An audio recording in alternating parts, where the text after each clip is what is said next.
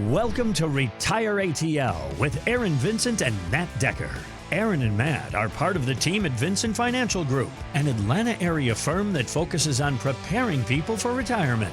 They're also popular radio and podcast show hosts. And now it's time for Retire ATL.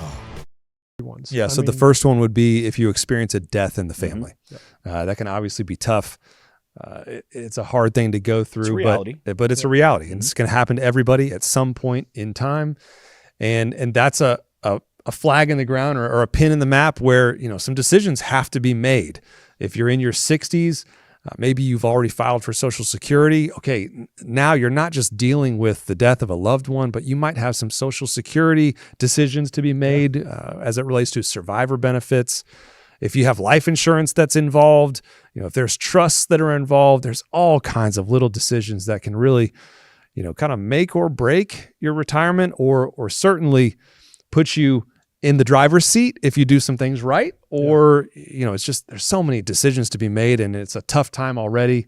And we're not just talking about like parents and inheritance. We're talking about spouses. We're talking about, this is one of those that, obviously death changes things. Yeah. Let's be real. But also as Matt mentioned, there are decisions to be made that can't be made twice in most situations. Yep. Like once you elect which way you're going to go with that account or with that Social Security benefit or whatever it is, once you make that decision, more often than not, there's no going back and redoing it once you realize it was the wrong decision. It's done. Mm-hmm.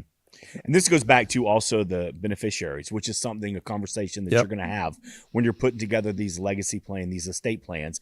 And I'll let you explain it, more in depth, that one of the biggest problems you find is the name at the bottom isn't right.